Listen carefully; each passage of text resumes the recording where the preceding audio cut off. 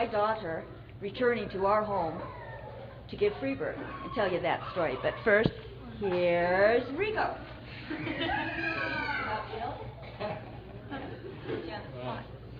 Well, some of the ideas that we had, I'm reminded of what's your name again?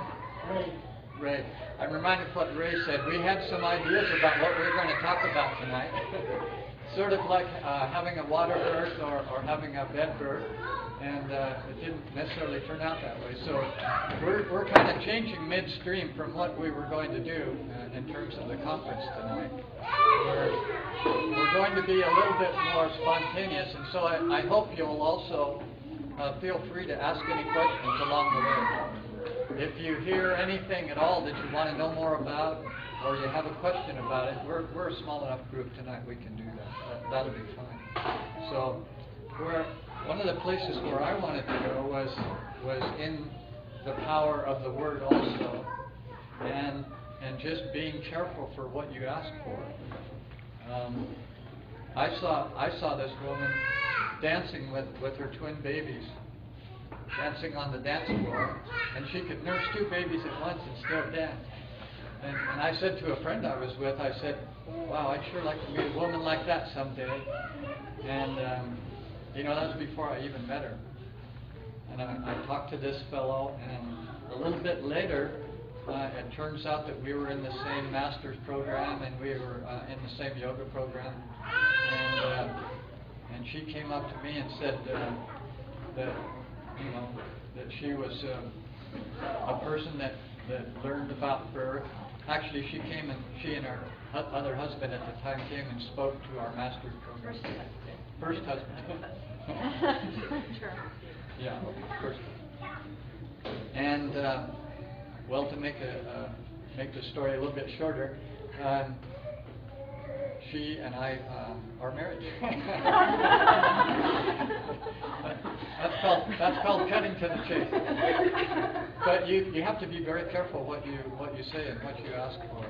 And I've also found that dreams are extremely important because they brought us the image that Jeannine was talking about, and the image of our last birth, Haley Sophia too, came to me in a dream. And one of the other things I wanted to talk about, and I've heard a couple of the other men here tonight say that they wanted to speak with the men. And I particularly tonight wanted to thank the men for being here. I wanted to say that it hasn't always been easy being a man and being in the birth. It was partially business when I was with Jeannine as a midwife. Now we mostly support people that have their own birth. But it's something that is not always easy for the man to fully be part of, and to find my own power in that, and stay true to being a man in this time and in this culture. But I really thank the men that have made this journey, and I hope you'll also stay true to who you are as men. That you can be here in your full power also. Okay. Yeah, the title of our talk is Light and Shadows. And so Rico's bringing up a bit of what's called the shadow in this, because it sounds like a really good idea once we get beyond fear, which is actually, in my experience, not something to really go beyond, just to transform. By recognizing the power. I mean, adrenaline is a very powerful substance. It's a free drug, Of course, it's through our body, through our minds and the stories we make up. But then to turn the angle of my mind and examine how this fear may serve, that's how we turn it into the power to give birth. So I remember as a midwife, a woman would come to me, she says, "Oh, I'm not afraid to have a baby." I'd start fishing. Because I considered there is natural, we all have a natural fear of the unknown, start at the surface here, of it's just unknown. And so we have fear, so we're alert and we're aware. We can then now integrate the new information and make appropriate decisions based on what is coming to us. But then beyond the unknown, we have a big fear in this culture of pain. And one of the ways I worked with that was as a young woman.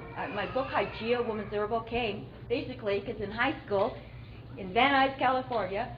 I wanted to get out of gym class. And so I went in and I said, oh, I've got these menstrual cramps. Could I just please be excused?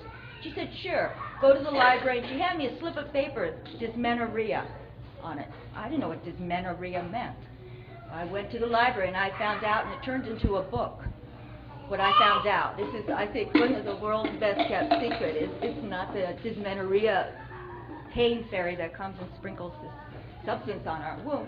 It's how we are relating to our bodies. And with appreciation to you, Laura, of course, it's shame. The shame that we have. In this culture, for women to become fertile, young women, our initiation basically is into a cult of shame. Hiding it, drugging ourselves because of the feelings we are having. So I divested myself of that approach of just like making pain stop, and instead the pain is a messenger. I want to hear what the message is, and that's been my attitude from fertility and menstruation, and apply that to birth. That the pain, if it's here, it serves. It comes from Great Spirit. It must have a purpose. Now it's my job to find out what that purpose may be. And I investigate.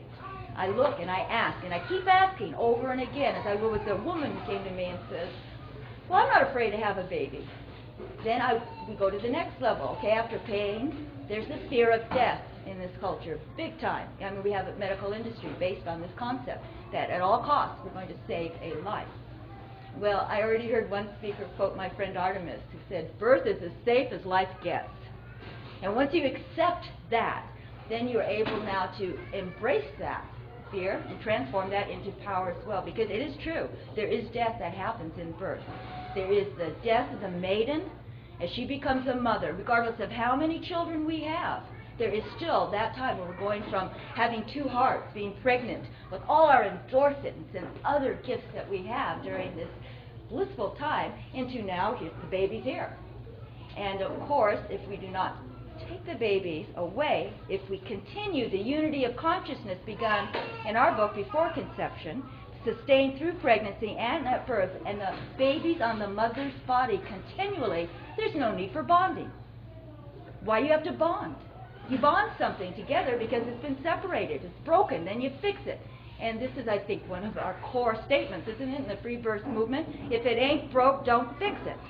So keep your babies on your body. And this is kind of one of the things that my ears and my children, they would look at me anytime we heard someone talk about, well, the baby's born and then you put the baby over here. The baby is still one with the mother. And my testimony is I am still one with all my children. We don't have separation. I can sense on a cellular level, if my kids are having a hard day in Austin, Texas, or Santa Rosa, California, I'm feeling it too. We have cellular resonance because we have retained the original unity. Having my baby after birth, I don't even have to pull my baby up. The baby will crawl up. Eventually a baby will find my breast and stays by my heart continually. That's why we have vernix, you know, that creamy substance? That's glue.